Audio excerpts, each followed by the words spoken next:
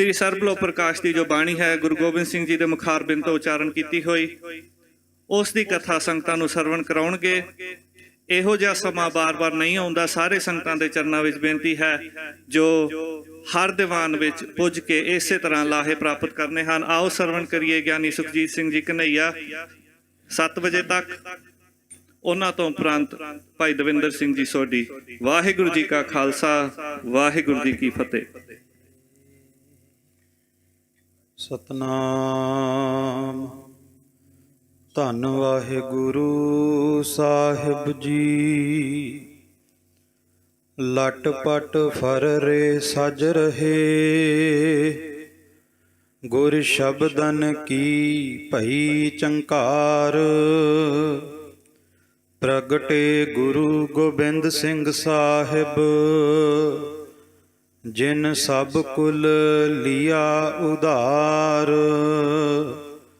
अंतर जामी मोर प्रभ, सब बिद जानन हार, पंथ उपावन कारने, कलमहे लिया अवतार, पंथ उपावन कारने, कलमहे लिया अवतार।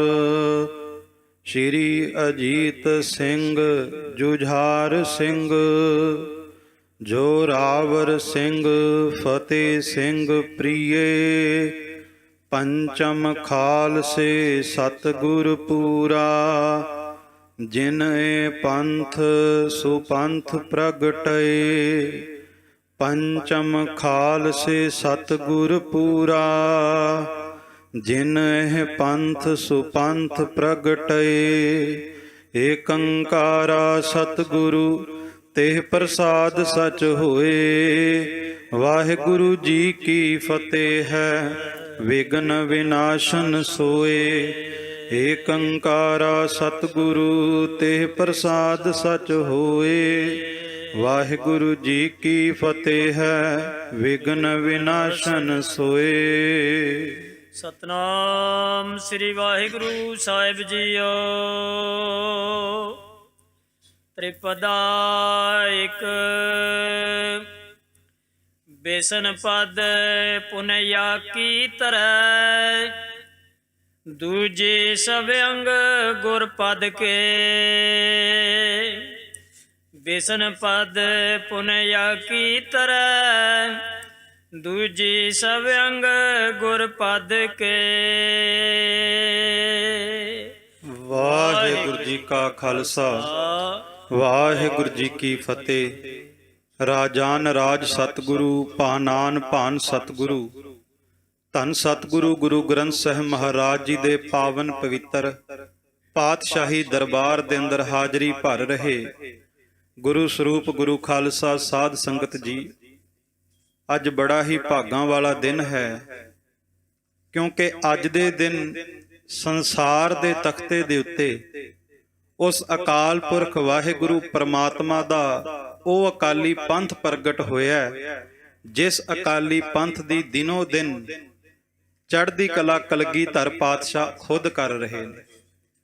ਤੇ ਇਸ ਪੰਥ ਦੇ ਵਿੱਚ ਇੱਕ ਬੜੀ ਵਿਲੱਖਣ ਬਾਤ ਹੈ ਕਿ ਜਿਸ ਜਗ੍ਹਾ ਦੇ ਉੱਤੇ ਗੁਰੂ ਕਾ ਖਾਲਸਾ ਪੰਥ ਸੱਜ ਜਾਂਦਾ ਹੈ, ਗੁਰੂ ਗੋਬਿੰਦ ਸਿੰਘ ਕਹਿੰਦੇ ਉੱਥੇ ਕਦੇ ਵੀ ਪੰਥ ਕੱਲਾ ਨਹੀਂ ਹੋਵੇਗਾ।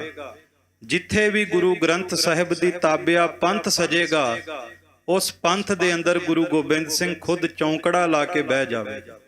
ਖਾਲਸਾ ਜੀ ਜੇ ਅੱਜ ਸਜੇ ਆ ਤੇ ਭਾਵਨਾ ਨਾਲ ਮਹਿਸੂਸ ਕਰਿਓ, ਚੋਜੀ ਪਿਆਰੇ ਸਤਿਗੁਰੂ ਗੁਰੂ ਗੋਬਿੰਦ ਸਿੰਘ ਸਦਾ ਹੀ ਹਾਜ਼ਰ ਨੇ।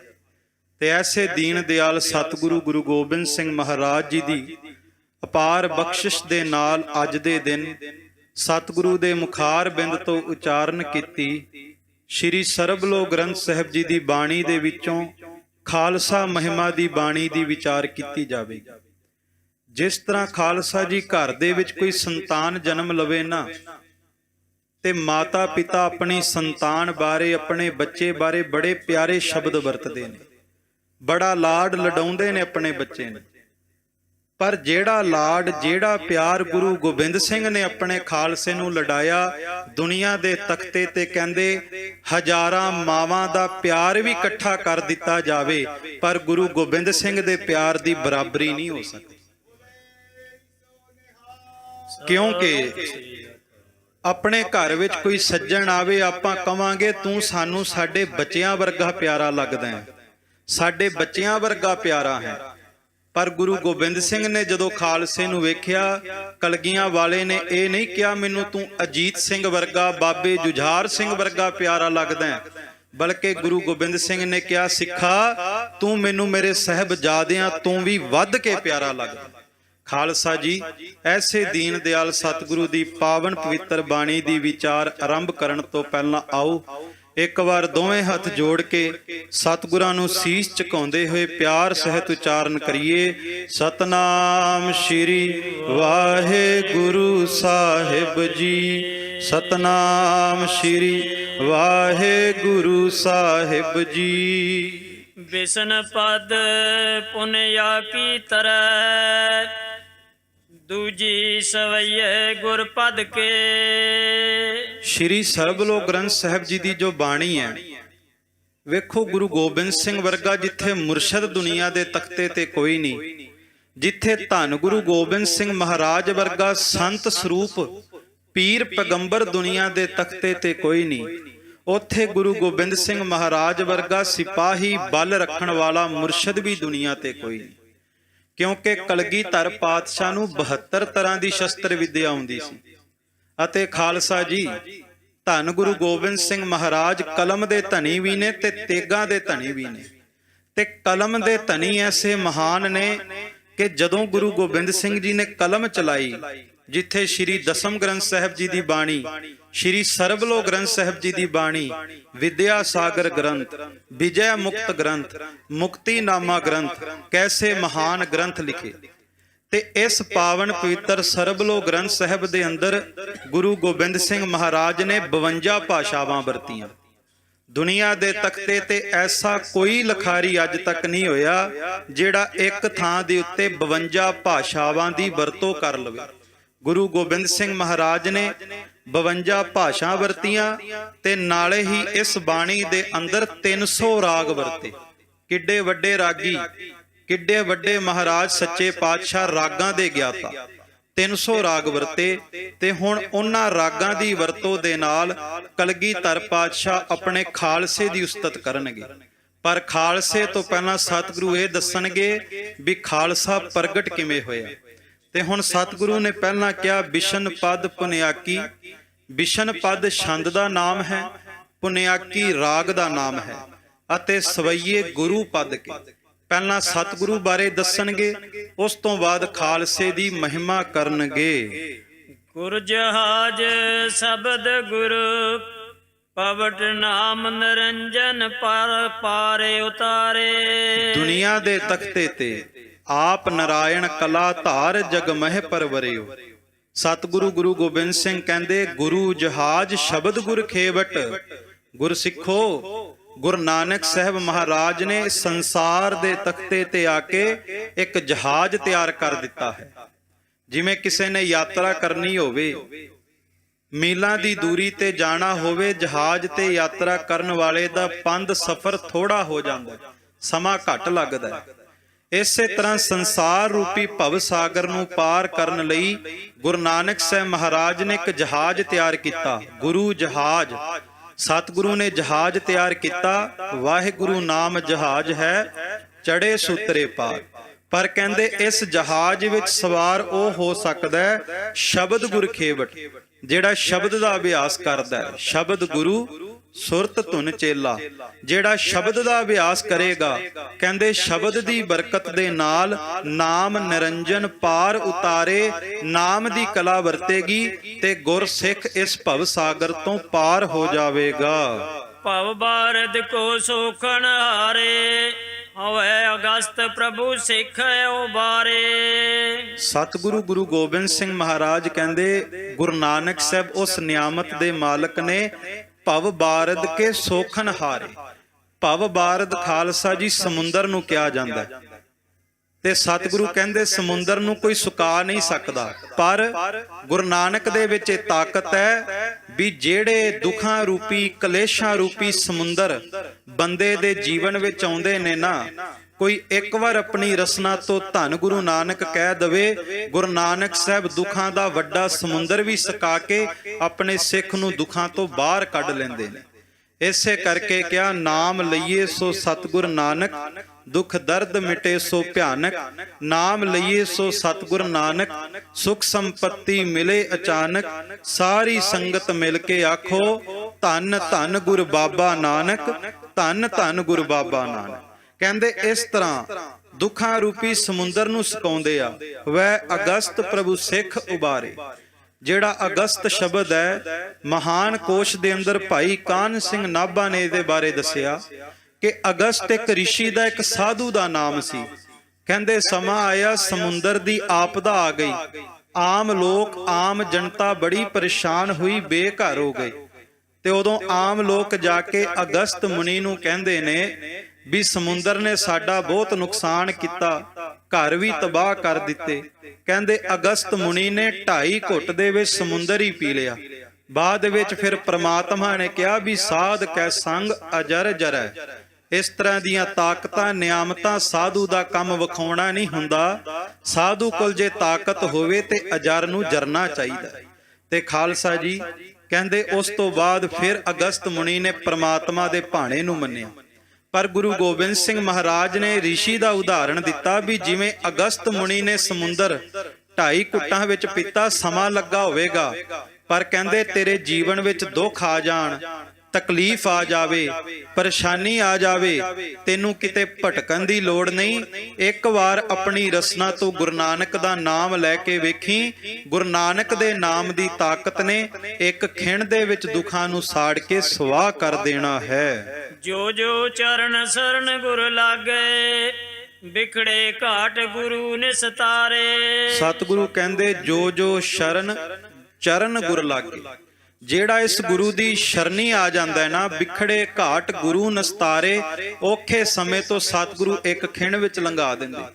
ਵੇਖੋ ਖਾਲਸਾ ਜੀ, ਸਤਿਗੁਰੂ ਗੁਰੂ ਤੇਗ ਬਹਾਦਰ ਸੱਚੇ ਪਾਤਸ਼ਾਹ ਬਾਬੇ ਬਕਾਲੇ ਦੀ ਧਰਤੀ ਤੇ ਮੱਖਣ ਸ਼ਾਹ ਲਬਾਣਾ ਡੁੱਬਦੇ ਬੇੜੇ ਦੇ ਵਿੱਚ ਬੈਠਾ ਹੈ, ਸਵਾਰ ਹੈ, ਪਰ ਡੁੱਬਦੇ ਬੇੜੇ ਦੇ ਵਿੱਚ ਸਵਾਰ ਹੋ ਕੇ ਧੰਨ ਗੁਰੂ ਤੇਗ ਬਹਾਦਰ ਜੀ ਨੂੰ ਚੇਤੇ ਕਰਦਾ ਤੇ ਸਤਿਗੁਰੂ ਡੁੱਬਦਾ ਬੇੜਾ ਵੀ ਬੰਨੇ ਲਾਉਂਦੇ। ਪਰ ਮੇਰੇ ਇੱਕ ਦਿਨ ਮਨ ਵਿੱਚ ਆਇਆ ਵੀ ਮੱਖਣ ਸ਼ਾਹ ਲਬਾਣੇ ਦਾ ਡੁੱਬਦਾ ਬੇੜਾ ਤੇ ਪਾਰ ਹੋਇਆ ਤੇ ਆਪਾਂ ਸਿੱਖਿਆ ਕੀ ਲਈਏ? ਮੱਖਣ ਸ਼ਾਹ ਲਬਾਣੇ ਦਾ ਡੁੱਬਦਾ ਬੇੜਾ ਪਾਰ ਤਾਂ ਹੋਇਆ ਕਿਉਂਕਿ ਜਦੋਂ ਦੁੱਖ ਦਾ ਸਮਾਂ ਆਇਆ, ਖਾਲਸਾ ਜੀ ਆਪਾਂ ਦੁੱਖਾਂ ਵਿੱਚ ਹੋਈਏ ਜਾਂ ਐਸੇ ਕਿਸ਼ਤੀ ਤੇ ਬੇੜੇ ਤੇ ਸਵਾਰ ਹੋਈਏ ਜਿਹੜੀ ਡੁੱਬ ਰਹੀ ਹੋਵੇ, ਤੇ ਬਹੁਤੀ ਸਿਆਣਪਾਂ ਵਾਲੇ ਕਹਿਣਗੇ ਹੱਥ ਪੈਰ ਮਾਰੋ, ਆਵਾਜ਼ਾਂ ਮਾਰੋ, ਕੋਈ ਆਵਾਜ਼ ਸੁਣੇਗਾ, ਹੱਥ ਪੈਰ ਹਿਲਦੇ ਵੇਖੇਗਾ, ਮਦਦ ਕਰੇਗਾ।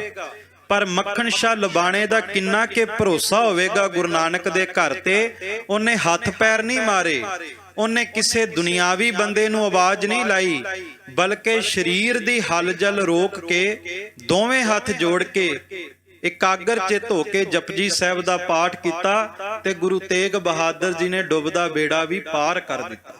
ਪਰ ਖਾਲਸਾ ਜੀ ਤਾਂ ਕਿਉਂਕਿ ਆਵਾਜ਼ ਗੁਰੂ ਨਾਨਕ ਨੂੰ ਲਾਈ। ਤੇ ਵੇਖੋ ਗੁਰੂ ਤੇਗ ਬਹਾਦਰ ਸਾਹਿਬ ਐਸੇ ਦਿਆਲੂ ਕਿਰਪਾਲੂ ਨੇ ਵੀ ਆਪਾਂ ਰੋਜ਼ ਗੁਰੂ ਘਰ ਮੰਗਣ ਆਉਂਦੇ ਆ, ਤੇ ਵੇਖੋ ਸਤਿਗੁਰੂ ਦੇ ਘਰ ਦੀ ਵਡਿਆਈ ਐਸੀ ਮਹਾਨ ਹੈ ਵੀ ਕੋਈ ਮੱਖਣ ਸ਼ਾਹ ਲਬਾਣੇ ਦੀ ਤਰ੍ਹਾਂ ਆਪਣੇ ਕਾਰੋਬਾਰ ਵਾਸਤੇ ਗੁਰੂ ਕੋਲ ਅਰਦਾਸ ਕਰੇ ਤੇ ਸਤਿਗੁਰੂ ਗੁਰੂ ਤੇਗ ਬਹਾਦਰ ਸੱਚੇ ਪਾਤਸ਼ਾਹ ਆਪਣੇ ਤਨ ਦਾ ਮੋਢਾ ਲਾ ਕੇ ਗੁਰਸਿੱਖ ਦੇ ਕਾਰੋਬਾਰਾਂ ਵਿੱਚ ਵਾਧਾ ਕਰਦੇ ਆ। ਪਰ ਵਿਖੜੇ ਘਾਟ ਗੁਰੂ ਨਿਸਤਾਰੇ, ਕਹਿੰਦੇ ਕੋਈ ਇੱਥੇ ਆ ਕਰਕੇ ਗੁਰੂ ਤੇਗ ਬਹਾਦਰ ਕੋਲ ਆਪਣੀ ਜ਼ਿੰਦਗੀ ਮੰਗੇ, ਗੁਰੂ ਤੇਗ ਬਹਾਦਰ ਤਾਂ ਵੀ ਖਾਲੀ ਹੱਥ ਨਹੀਂ ਜਾਣ ਦਿੰਦੇ। ਸਤਿਗੁਰੂ ਦਰ ਆਏ ਹੋਏ ਸਿੱਖ ਦੀ ਅਰਦਾਸ ਪੂਰੀ ਕਰਨ ਵਾਸਤੇ ਚਾਂਦਨੀ ਚੌਂਕ ਜਾ ਕੇ ਸਿਰ ਧੜ ਦੀ ਬਾਜੀ ਲਾ ਕੇ ਦਰ ਤੇ ਆਏ ਹੋਏ ਸ਼ਰਧਾਲੂ ਦੇ ਝੋਲੀ ਦੇ ਵਿੱਚ ਜੀਵਨ ਵੀ ਪਾ ਦਿੰਦੇ। ਕਿਰਪਾ ਸਿੰਘ ਦੱਤ ਜਿਹੜੇ ਅੰਮ੍ਰਿਤ ਛਕ ਕੇ ਕਿਰਪਾ ਸਿੰਘ ਦੱਤ ਬਣੇ, ਪਹਿਲਾਂ ਕਿਰਪਾ ਰਾਮ ਸੀ ਤੇ ਚਮਕੌਰ ਦੀ ਗੜੀ ਦੇ ਵਿੱਚ ਇਹਨਾਂ ਨੇ ਸ਼ਹੀਦੀ ਵੀ ਪਾਈ। ਜੇ ਅਰਦਾਸ ਕੀਤੀ ਤੇ ਗੁਰੂ ਤੇਗ ਬਹਾਦਰ ਜੀ ਨੇ ਝੋਲੀ ਦੇ ਵਿੱਚ ਜ਼ਿੰਦਗੀ ਪਾ ਦਿੱਤੀ, ਪਰ ਖੁਦ ਸਿਰ ਧੜ ਦੀ ਬਾਜੀ ਲਾਈ। ਤੇ ਕਲਗੀਧਰ ਕਹਿੰਦੇ ਐਸੇ ਮਹਾਨ ਸਤਿਗੁਰੂ ਜਿਹੜੇ ਗੁਰਸਿੱਖ ਦੇ ਅਰਦਾਸ ਸੁਣ ਕਰਕੇ ਮਾੜੇ ਸਮੇਂ ਤੋਂ ਪਾਰ ਕਰਾ ਦਿੰਦੇ ਨੇ। ਗੋਪਦਵਤ ਭਵ ਸਾਗਰ ਤੇ ਪ੍ਰਭੂ ਬਾਹਾਂ ਪਕੜ ਸਤਿਗੁਰੂ ਉਬਾਰੇ। ਗੋਪਦਵਤ ਤੋਂ ਭਾਵ ਜੀਵਨ ਵਿੱਚ ਕੋਈ ਦੁੱਖ ਆ ਜਾਵੇ ਨਾ, ਬੰਦਾ ਘਬਰਾ ਜਾਂਦਾ ਹੈ। ਜੀਵਨ ਦੇ ਵਿੱਚ ਨਿੱਕੀ ਜਿਹੀ ਤਕਲੀਫ ਆਵੇ, ਬਹੁਤ ਘਬਰਾ ਜਾਂਦੇ ਆ। ਗੁਰੂ ਗੋਬਿੰਦ ਸਿੰਘ ਕਹਿੰਦੇ ਘਬਰਾਉਣ ਦੀ ਥਾਂ ਤੇ ਨਾ ਇੱਕ ਵਾਰ ਜਪਜੀ ਸਾਹਿਬ ਕਰਕੇ ਵੇਖੀ, ਗੁਰੂ ਨਾਨਕ ਨੂੰ ਚੇਤੇ ਕਰਕੇ ਵੇਖੀ। ਕਹਿੰਦੇ ਜੀਵਨ ਦੇ ਵਿੱਚ ਜਿੱਡਾ ਮਰਜੀ ਵੱਡਾ ਦੁੱਖ ਆਵੇ, ਕਹਿੰਦੇ ਤੈਨੂੰ ਵੱਡੇ ਤੋਂ ਵੱਡਾ ਦੁੱਖ ਵੀ ਗਾਂ ਦੇ ਪੈਰ ਵਰਗਾ ਨਿੱਕਾ ਜਿਹਾ ਲੱਗੇਗਾ, ਕਿਉਂਕਿ ਵੱਡੇ ਤੋਂ ਵੱਡੇ ਦੁੱਖ ਨੂੰ ਵੀ ਸਤਿਗੁਰੂ ਇੱਕ ਖਿਣ ਵਿੱਚ ਕੱਟ ਦਿੰਦੇ ਨੇ। ਕਰਨ ਧਾਰ ਸਤਿਗੁਰ ਮਮ ਕਹੀਅਤ ਗੁਰੂ ਨਾਨਕ ਗੁਰ ਅੰਗਦ ਧਾਰੇ। ਐਸੇ ਕਰਨ ਧਾਰ ਕਿਰਪਾਲੂ ਦਿਆਲੂ ਗੁਰੂ ਨਾਨਕ ਸਾਹਿਬ ਮਹਾਰਾਜ ਬਾਅਦ ਵਿੱਚ ਫਿਰ ਭਾਈ ਲਹਿਣੇ ਨੂੰ ਅੰਗ ਨਾਲ ਲਾਇਆ ਤੇ ਖਾਲਸਾ ਜੀ ਗੁਰੂ ਅੰਗਦ ਸਾਹਿਬ ਦੇ ਰੂਪ ਵਿੱਚ ਉਜਾਗਰ ਹੋ ਗਏ। ਅਮਰਦਾਸ ਪੂਰੋ ਪੁਰਸ਼ੋਤਮ ਸਤ ਸੰਗਤ ਗੁਰ ਪਾਰੇ ਉਤਾਰੇ। ਤੇ ਧੰਨ ਗੁਰੂ ਅਮਰਦਾਸ ਜੀ ਮਹਾਰਾਜ ਅੱਜ ਵਿਸਾਖੀ ਦਾ ਦਿਹਾੜਾ ਮਨਾ ਰਹੇ ਹਾਂ। ਜਦੋਂ ਗੋਇੰਦਵਾਲ ਸਾਹਿਬ ਦੀ ਸੇਵਾ ਸੰਪੂਰਨ ਹੋਈ ਤਾਂ ਖਾਲਸਾ ਜੀ ਉਦੋਂ ਵੀ ਵਿਸਾਖੀ ਦਾ ਦਿਨ ਸੀ ਤੇ ਭਾਈ ਪਾਰੋ ਜੁਲਕਾ ਜੀ ਨੇ ਖਾਲਸਾ ਜੀ ਗੁਰੂ ਨਾਨਕ ਸਾਹਿਬ ਦੇ ਘਰ ਦੇ ਵਿੱਚ ਸਭ ਤੋਂ ਪਹਿਲਾਂ ਵਿਸਾਖੀ ਮਨਾਈ। ਗੋਇੰਦਵਾਲ ਸਾਹਿਬ ਦੀ ਧਰਤੀ ਤੇ ਭਾਈ ਪਾਰੋ ਜੁਲਕਾ ਨੇ ਗੁਰੂ ਅਮਰਦਾਸ ਸੱਚੇ ਪਾਤਸ਼ਾਹ ਦੀ ਆਗਿਆ ਦੇ ਨਾਲ ਵਿਸਾਖੀ ਦਾ ਦਿਹਾੜਾ ਮਨਾਇਆ ਤੇ ਸੰਗਤ ਵਿੱਚ ਕੀਰਤਨ ਕੀਤਾ। ਐਸੇ ਸਤਿਗੁਰੂ ਗੁਰੂ ਅਮਰਦਾਸ ਜੀ ਮਹਾਰਾਜ ਕਹਿੰਦੇ ਨਿਮਾਣਿਆਂ ਦੇ ਮਾਣ, ਨਤਾਣਿਆਂ ਦੇ ਤਾਣ, ਨਿਓਟਿਆਂ ਦੀ ਓਟ, ਨਿਪੱਤਿਆਂ ਦੀ ਪੱਤ, ਨਿਆਸਰਿਆਂ ਦੇ ਆਸਰੇ। ਐਸੇ ਸਤਿਗੁਰੂ ਗੁਰੂ ਅਮਰਦਾਸ ਜੀ ਸਦਾ ਸੰਗਤਾਂ ਦੇ ਉੱਤੇ ਰਹਿਮਤਾਂ ਵਰਸਾਉਂਦੇ ਨੇ। ਰਾਮਦਾਸ ਗੁਰੂ ਚਾਲੇ ਅਮਰ ਨਿਤ ਸਦਾ ਸਰੋਵਰ ਰੂਪ ਸੁਧਾਰੇ।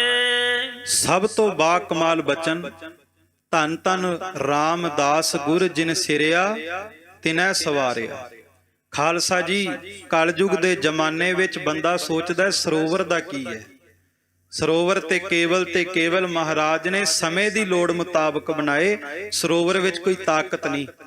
ਪਰ ਗੁਰੂ ਗੋਬਿੰਦ ਸਿੰਘ ਮਹਾਰਾਜ ਨੂੰ ਪੁੱਛੀਏ ਵੀ ਹਰਮੰਦਰ ਸਾਹਿਬ ਦੇ ਸਰੋਵਰ ਵਿੱਚ ਕੀ ਤਾਕਤ ਹੈ, ਤੇ ਗੁਰੂ ਗੋਬਿੰਦ ਸਿੰਘ ਮਹਾਰਾਜ ਕਹਿੰਦੇ ਤੁਸੀਂ ਅੱਖਾਂ ਨਾਲ ਵੇਖੋਗੇ ਤੁਹਾਨੂੰ ਸਰੋਵਰ ਨਜ਼ਰ ਆਵੇਗਾ। ਕਲਗੀਧਰ ਪਾਤਸ਼ਾਹ ਕਹਿੰਦੇ ਪਰ ਜਦੋਂ ਮੈਂ ਹਰਮੰਦਰ ਸਾਹਿਬ ਦੇ ਸਰੋਵਰ ਨੂੰ ਵੇਖਦਾ ਤੇ ਮੈਨੂੰ ਗੁਰੂ ਰਾਮਦਾਸ ਸੱਚੇ ਪਾਤਸ਼ਾਹ ਚੌਂਕੜਾ ਲਾ ਕੇ ਬੈਠੇ ਹੋਏ ਨਜ਼ਰ ਆਉਂਦੇ ਨੇ।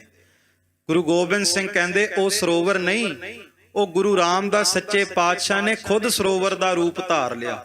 ਤੇ ਉਸ ਸਰੋਵਰ ਦੇ ਵਿੱਚ ਇਹ ਤਾਕਤ ਹੈ ਵੀ ਦੁਨੀਆ ਦੇ ਤਖਤੇ ਦੇ ਉੱਤੇ ਉਸ ਸਰੋਵਰ ਦੀ ਨਿੱਕੀ ਜਿਹੀ ਬੂੰਦ ਦਾ ਮੁਕਾਬਲਾ ਵੱਡੀ ਤੋਂ ਵੱਡੀ ਤਾਕਤ ਨਹੀਂ ਕਰ ਸਕਦੀ।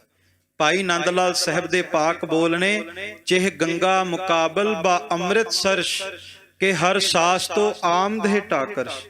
ਖਾਲਸਾ ਜੀ ਦੁਨੀਆ ਦੇ ਵਿੱਚ ਕਿਸੇ ਨੇ ਸੋਨਾ ਪਾਇਆ ਹੋਵੇ, ਹੀਰੇ ਮੋਤੀ ਪਾਏ ਹੋਣ ਨਾ, ਕੀਮਤੀ ਤੋਂ ਕੀਮਤੀ ਸੋਨਾ ਗਹਿਣੇ ਪਾਏ ਹੋਣ, ਤੇ ਭਾਈ ਨੰਦ ਲਾਲ ਸਾਹਿਬ ਕਹਿੰਦੇ ਜਿੰਨਾ ਮਰਜ਼ੀ ਕੀਮਤੀ ਸੋਨਾ ਪਾਇਆ ਹੋਵੇ ਪਰ ਸੋਨਾ ਸਰੀਰ ਦੇ ਨਾਲ ਲਾਈਏ ਸਰੀਰ ਦੇ ਦੁੱਖ ਨਹੀਂ ਕੱਟਦਾ, ਬੰਦੇ ਦੀ ਕਿਸਮਤ ਨਹੀਂ ਬਦਲਦਾ। ਪਰ ਕਹਿੰਦੇ ਜਿਹੜਾ ਗੁਰੂ ਰਾਮਦਾਸ ਦੇ ਸਰੋਵਰ ਵਿੱਚ ਜਾ ਕੇ ਇਸ਼ਨਾਨ ਕਰ ਲੈਂਦਾ, ਗੁਰੂ ਰਾਮਦਾਸ ਸੱਚੇ ਪਾਤਸ਼ਾਹ ਦੇ ਸਰੋਵਰ ਦੀ ਬਰਕਤ ਦੇ ਨਾਲ ਬੰਦੇ ਦੀ ਕਿਸਮਤ ਵੀ ਬਦਲਦੀ ਹੈ ਤੇ ਬੰਦੇ ਦੇ ਜੀਵਨ ਦੇ ਦੁੱਖ ਵੀ ਕੱਟੇ ਜਾਂਦੇ ਨੇ। ਇਹ ਤਾਕਤ, ਇਹ ਨਿਆਮਤ ਗੁਰੂ ਰਾਮਦਾਸ ਸੱਚੇ ਪਾਤਸ਼ਾਹ ਜੀ ਦੇ ਘਰ ਦੇ ਵਿੱਚ ਸਦਾ ਵਰਤਦੀ ਹੈ। ਸ੍ਰੀ ਅਰਜਨ ਸ਼ਬਦ ਜਹਾਜ ਗੁਰ ਪਦ ਪੰਕਜ ਦੈ ਸਭ ਸ੍ਰਿਸ਼ਟ ਉਧਾਰੇ। ਹੁਣ ਗੁਰੂ ਰਾਮਦਾਸ ਸੱਚੇ ਪਾਤਸ਼ਾਹ ਜੀ ਤੋਂ ਬਾਅਦ ਧੰਨ ਗੁਰੂ ਅਰਜਨ ਦੇਵ ਮਹਾਰਾਜ ਨੇ ਕਿਰਪਾ ਕੀਤੀ, ਸ਼ਬਦ ਗੁਰੂ ਜਹਾਜ਼ ਦੇ ਲੜ ਲਾਇਆ। ਤੇ ਕਹਿੰਦੇ ਦੁਨੀਆ ਵਿੱਚ ਜਹਾਜ਼ ਤੇ ਸਵਾਰ ਹੋਣਾ ਹੋਵੇ, ਇੱਕ ਜਹਾਜ਼ ਦੀ ਇੱਕ ਲਿਮਟ ਹੁੰਦੀ ਹੈ, 200 ਜਾਂ 300 ਬੰਦੇ ਸਵਾਰ ਹੋ ਸਕਦੇ। ਪਰ ਕਹਿੰਦੇ ਜਿਹੜੇ ਸ਼ਬਦ ਗੁਰੂ ਜਹਾਜ਼ ਦੇ ਲੜ ਗੁਰੂ ਅਰਜਨ ਦੇਵ ਜੀ ਨੇ ਲਾਇਆ, ਇਹ ਧੰਨ ਗੁਰੂ ਗ੍ਰੰਥ ਸਾਹਿਬ ਮਹਾਰਾਜ ਜੀ ਐਸੀ ਕਰਨੀ ਦੇ ਮਾਲਕ ਨੇ ਜੇ ਕੋਈ ਇਨ੍ਹਾਂ ਦੇ ਚਰਨਾਂ ਤੇ ਆ ਕੇ ਝੁਕ ਜਾਵੇ, ਇਹ 1 ਜਾਂ 2 ਜਾਂ 3 ਨਹੀਂ, ਗੁਰੂ ਗ੍ਰੰਥ ਸਾਹਿਬ ਮਹਾਰਾਜ ਸਾਰੀ ਸ੍ਰਿਸ਼ਟੀ ਨੂੰ ਹੀ ਪਾਰ ਲੰਘਾ ਸਕਦੇ ਨੇ।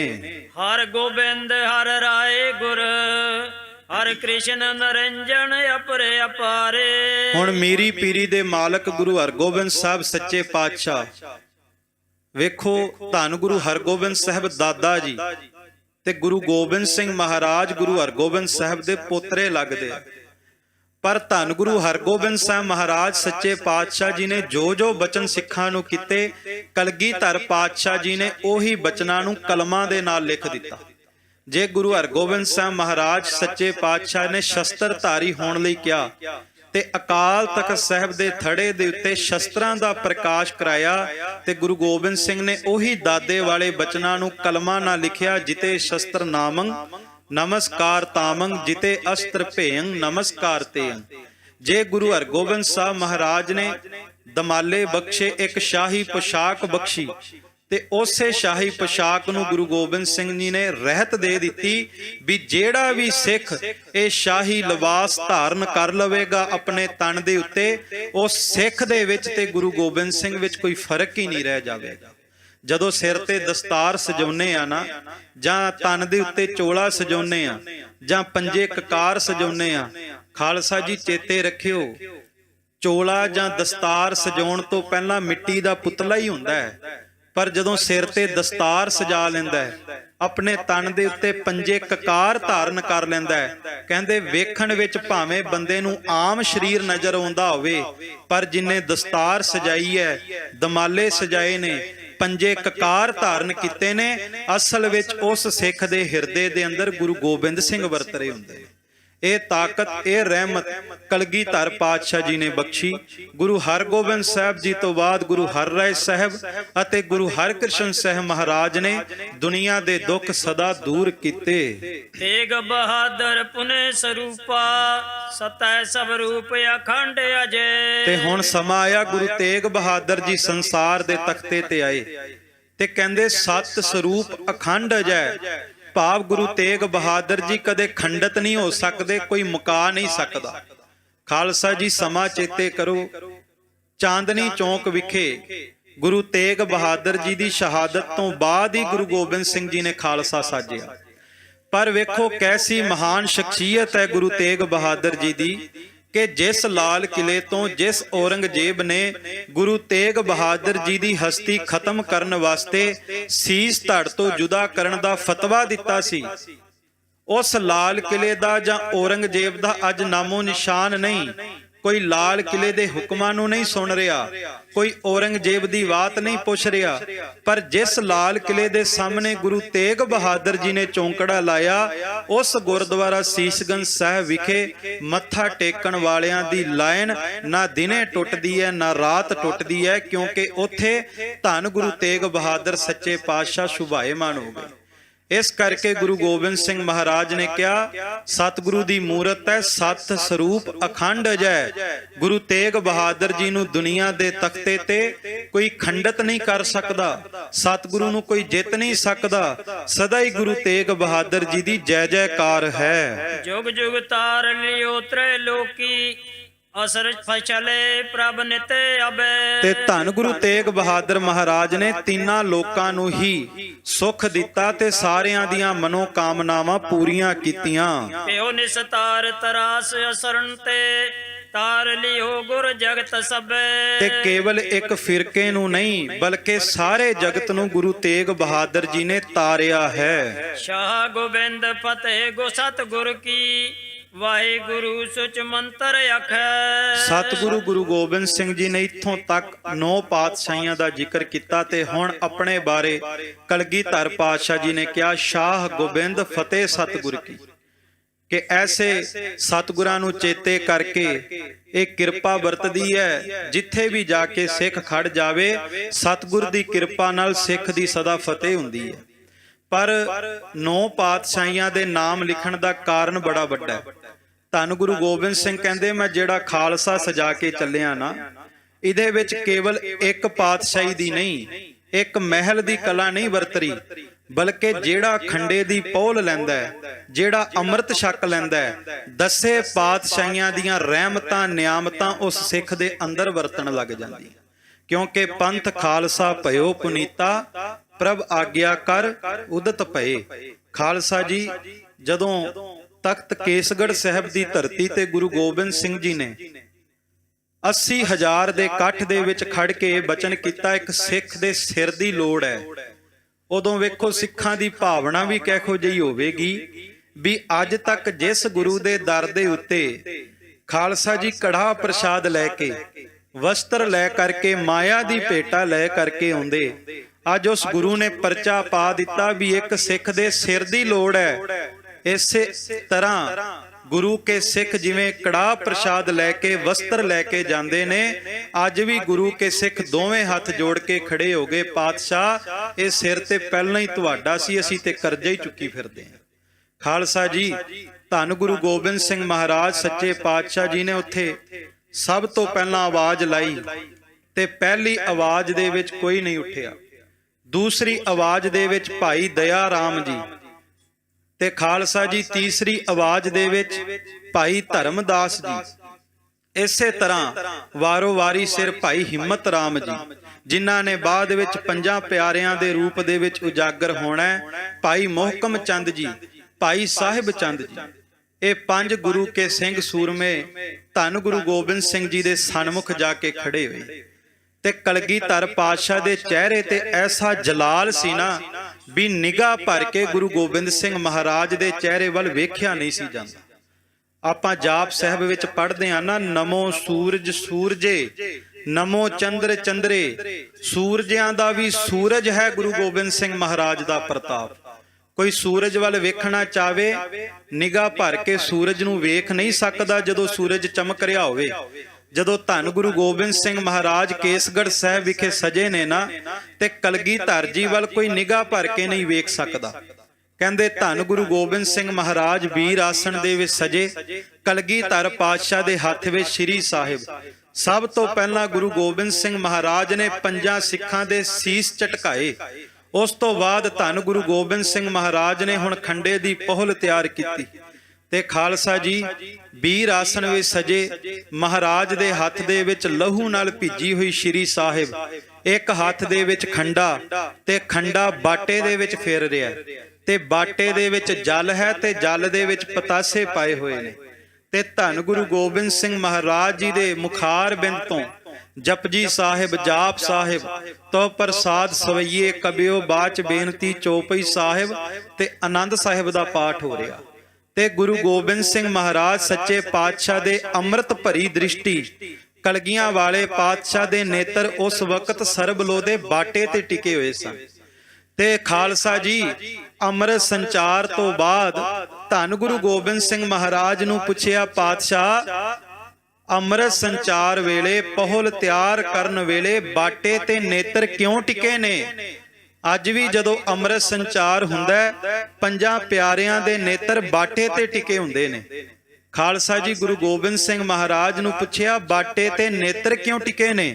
ਤੇ ਧੰਨ ਗੁਰੂ ਗੋਬਿੰਦ ਸਿੰਘ ਮਹਾਰਾਜ ਕਹਿਣ ਲੱਗੇ, ਸਿੱਖੋ ਇਹ ਨੇਤਰ ਮੇਰੇ ਨਹੀਂ, ਇਹ ਨੇਤਰ ਉਹ ਗੁਰੂ ਨਾਨਕ ਦੇ ਰਹਿਮਤਾਂ ਭਰੇ ਨੇਤਰ ਨੇ, ਜਿਹੜੇ ਨੇਤਰ ਰੀਠਿਆਂ ਤੇ ਪਏ, ਰੀਠੇ ਵੀ ਮਿੱਠੇ ਹੋ ਗਏ। ਸਿੱਖੋ ਇਹ ਨੇਤਰ ਮੇਰੇ ਨਹੀਂ, ਇਹ ਨੇਤਰ ਗੁਰੂ ਨਾਨਕ ਦੇ ਉਹ ਅੰਮ੍ਰਿਤ ਭਰੇ ਨੇਤਰ ਨੇ ਜਿਹੜੇ 7 ਸਾਲ ਦੇ ਬੱਚੇ ਤੇ ਪਏ, ਉਹ ਬ੍ਰਹਮ ਗਿਆਨੀ ਬਾਬਾ ਬੁੱਢਾ ਸਾਹਿਬ ਹੋ ਗਏ। ਇਹ ਉਹ ਰਹਿਮਤਾਂ ਭਰੇ ਨੇਤਰ ਨੇ ਜਿਹੜੇ ਭਾਈ ਲਹਿਣੇ ਤੇ ਪਏ ਤੇ ਉਹ ਗੁਰੂ ਅੰਗਦ ਸਾਹਿਬ ਹੋ ਗਏ। ਇਹੋ ਨੇਤਰ ਭਾਈ ਬਾਬੇ ਅਮਰਦਾਸ ਤੇ ਪਏ, ਉਹ ਗੁਰੂ ਅਮਰਦਾਸ ਹੋ ਗਏ। ਇਹ ਨੇਤਰ ਭਾਈ ਜੇਠੇ ਤੇ ਪਏ, ਉਹ ਗੁਰੂ ਰਾਮਦਾਸ ਹੋ ਗਏ। ਬਸ ਅੱਜ ਉਹ ਨੇਤਰਾਂ ਦੀ ਰਹਿਮਤ, ਨੇਤਰਾਂ ਦੀ ਕਿਰਪਾ ਮੈਂ ਖੰਡੇ ਬਾਟੇ ਦੀ ਪੌਲ ਵਿੱਚ ਪਾ ਚੱਲਿਆ। ਹੁਣ ਜਿਹੜਾ ਵੀ ਗੁਰੂ ਨਾਨਕ ਦੇ ਨੇਤਰਾਂ ਦੀ ਕਿਰਪਾ ਚਾਹੁੰਦਾ, ਉਹ ਖੰਡੇ ਬਾਟੇ ਦਾ ਅੰਮ੍ਰਿਤ ਛਕ ਲਵੇ। ਖਾਲਸਾ ਜੀ ਆਪਾਂ ਤੇ ਕਹਿੰਦੇ ਨਾ ਅੰਮ੍ਰਿਤ ਉਦੋਂ ਛਕਾਂਗੇ ਜਦੋਂ ਕਿਰਪਾ ਹੋਵੇਗੀ, ਪਰ ਗੁਰੂ ਗੋਬਿੰਦ ਸਿੰਘ ਮਹਾਰਾਜ ਕਹਿੰਦੇ ਕਿਰਪਾ ਹੋਵੇਗੀ ਤਾਂ ਜਦੋਂ ਅੰਮ੍ਰਿਤ ਛਕੇਗਾ, ਕਿਉਂਕਿ ਸਾਰੀਆਂ ਕਿਰਪਾ, ਰਹਿਮਤਾਂ, ਨਿਆਮਤਾਂ ਗੁਰੂ ਗੋਬਿੰਦ ਸਿੰਘ ਮਹਾਰਾਜ ਕਲਗੀਧਰ ਪਾਤਸ਼ਾਹ ਨੇ ਖੰਡੇ ਬਾਟੇ ਦੇ ਅੰਮ੍ਰਿਤ ਵਿੱਚ ਪਾ ਦਿੱਤੀ। ਇਸੇ ਕਰਕੇ ਦੁਸ਼ਮਣ ਵੀ ਇਹ ਗੱਲ ਕਹਿੰਦਾ ਸੀ, ਮੁਰਸ਼ਦ ਇਨਕਾ ਵਲੀ ਭਇਓ ਹੈ, ਇਨਕੋ ਆਬੇ ਹਯਾਤ ਦਿਓ ਹੈ। ਤੇ ਖਾਲਸਾ ਜੀ ਇਸ ਆਬੇ ਹਯਾਤ ਵਿੱਚ, ਇਸ ਖੰਡੇ ਬਾਟੇ ਦੀ ਪੋਲ ਵਿੱਚ ਇਹ ਤਾਕਤ ਹੈ। ਜਦੋਂ ਬੰਦਾ ਅੰਮ੍ਰਿਤ ਛਕਣ ਵਾਸਤੇ ਆਉਂਦਾ ਹੈ, ਪੰਜਾਂ ਪਿਆਰਿਆਂ ਦੇ ਕੋਲ ਜਿਹੜੇ ਸਤਿਗੁਰੂ ਦੀ ਤਾਬਿਆ ਅੰਮ੍ਰਿਤ ਸੰਚਾਰ ਕਰਦੇ ਨੇ, ਜਦੋਂ ਆਉਂਦਾ ਹੈ, ਆਮ ਇਨਸਾਨ ਹੁੰਦਾ ਹੈ, ਆਮ ਬੰਦਾ ਹੁੰਦਾ ਹੈ, ਮਿੱਟੀ ਦਾ ਪੁਤਲਾ ਹੁੰਦਾ ਹੈ, ਪਰ ਇਸ ਖੰਡੇ ਬਾਟੇ ਦੇ ਵਿੱਚ ਤਾਕਤ ਹੈ। ਜਿਹੜਾ ਅੰਮ੍ਰਿਤ ਦੇ 5 ਚੂਲੇ ਛਕ ਲੈਂਦਾ ਹੈ, ਸਤਿਗੁਰੂ ਕਹਿੰਦੇ ਜਿਨ ਮਾਨਸ ਤੇ ਦੇਵ ਤੇ ਕੀਏ ਕਰਤ ਨਾ ਲਾਗੀ ਵਾਰ। ਜਿਹੜਾ ਅੰਮ੍ਰਿਤ ਛਕ ਲੈਂਦਾ, ਕਲਗੀਆਂ ਵਾਲੇ ਉਹਨੂੰ ਦੇਵਤਿਆਂ ਤੋਂ ਵੀ ਉੱਚਾ ਬਣਾ ਦਿੰਦੇ ਨੇ। ਤੇ ਜਦੋਂ ਅੰਮ੍ਰਿਤ ਸੰਚਾਰ ਹੁੰਦਾ ਹੈ ਨਾ, 23 ਤਰੀਕ ਨੂੰ ਇੱਥੇ ਵੀ ਅੰਮ੍ਰਿਤ ਸੰਚਾਰ ਹੈ। ਖਾਲਸਾ ਜੀ ਅੰਮ੍ਰਿਤ ਸੰਚਾਰ, ਅੰਮ੍ਰਿਤ ਦੇ ਵਿੱਚ ਇੱਕ ਬੜੀ ਵੱਡੀ ਮਹਾਨ ਬਖਸ਼ਿਸ਼ ਹੈ। ਜਦੋਂ 5 ਪਿਆਰੇ ਅੰਮ੍ਰਿਤ ਛਕਾਉਂਦੇ ਨੇ, 5 ਛਿੱਟੇ ਤੁਹਾਡੇ ਨੇਤਰਾਂ ਤੇ ਪਾਉਂਦੇ ਨੇ, 5 ਛਿੱਟੇ ਕੇਸਾਂ ਵਿੱਚ ਪਾਉਂਦੇ ਨੇ, ਤੇ 5 ਚੂਲੇ ਸਾਨੂੰ ਛਕਾਏ ਜਾਂਦੇ ਨੇ ਜਿਹੜੇ ਅੰਦਰ ਚਲੇ ਜਾਂਦੇ ਆ। ਇਹਦੇ ਪਿੱਛੇ ਕਾਰਨ ਬੜਾ ਵੱਡਾ ਹੈ। ਸਤਿਗੁਰੂ ਗੁਰੂ ਗੋਬਿੰਦ ਸਿੰਘ ਦੇ ਘਰੋਂ ਨੇਤਰਾਂ ਦੇ ਵਿੱਚ 5 ਛਿੱਟੇ ਅੰਮ੍ਰਿਤ ਦੇ ਤਾਂ ਪਾਏ ਜਾਂਦੇ ਨੇ ਤਾਂ ਕਿ ਪਰਤਰੇ ਰੂਪ ਨਾ ਪੇਖੈ ਨੇਤਰ, ਸਾਧ ਕੀ ਟਹਿਲ ਸੰਤ ਸੰਗ ਹੇਤ। ਜਿਹੜਾ ਬੰਦਾ ਇਨ੍ਹਾਂ ਅੱਖਾਂ ਦੇ ਨਾਲ ਹਮੇਸ਼ਾ ਮਾੜੀ ਚੀਜ਼ਾਂ ਤੱਕਦਾ ਹੈ, ਦੁਨੀਆ ਨੂੰ ਤੱਕਦਾ ਹੈ, ਸੰਸਾਰ ਦੇ ਮਜਬਾਂ ਨੂੰ ਤੱਕਦਾ ਹੈ, ਜਿਹਦੇ ਨੇਤਰਾਂ ਦੇ ਵਿੱਚ ਅੰਮ੍ਰਿਤ ਦੇ 5 ਛਿੱਟੇ ਪੈ ਜਾਂਦੇ ਨੇ, ਉਹ ਭਾਈ ਕਨ੍ਹਈਏ ਵਾਂਗ ਦੁਸ਼ਮਣਾਂ ਦੇ ਵਿੱਚੋਂ ਵੀ ਕਲਗੀਆਂ ਵਾਲੇ ਨੂੰ ਤੱਕਦਾ ਹੈ। ਇਹ ਕਾਰਨ ਸੀ ਵੀ ਗੁਰੂ ਗੋਬਿੰਦ ਸਿੰਘ ਮਹਾਰਾਜ ਨੂੰ ਭਾਈ ਕਨ੍ਹਈਆ ਜੀ ਨੇ ਕਿਹਾ, ਕਿਉਂ ਨਾ ਹਰ ਮੁਖ ਚੁਆਵਾਂ, ਤੂੰ ਹੀ ਤੂੰ ਜਦ ਦਿਸ ਰਿਹਾ। ਕਲਗੀਆਂ ਵਾਲੇ ਪਾਤਸ਼ਾਹ, ਮੈਂ ਹਰ ਇੱਕ ਮੁਖ ਵਿੱਚ ਪਾਣੀ ਤਾਂ ਪਾਉਣਾ ਕਿਉਂਕਿ ਮੈਨੂੰ ਤੁਹਾਡੀ ਮੂਰਤ ਨਜ਼ਰ ਆਉਂਦੀ ਹੈ, ਤੁਹਾਡੀ ਜੋਤ ਨਜ਼ਰ ਆਉਂਦੀ ਹੈ। ਤੇ 5 ਛਿੱਟੇ ਕੇਸਾਂ ਵਿੱਚ ਪਾਏ ਜਾਂਦੇ, ਕਿਉਂਕਿ ਕੇਸਾਂ ਤੋਂ ਥੱਲੇ ਸਾਡੀ ਮੱਤ ਹੈ। ਤੇ ਜਪਜੀ ਸਾਹਿਬ ਵਿੱਚ ਪੜ੍ਹਦੇ, ਭਰੀਐ ਮੱਤ ਪਾਪਾਂ ਕੈ ਸੰਗ, ਉਹ ਧੋਪੈ ਨਾਵੈ ਕੈ ਰੰਗ।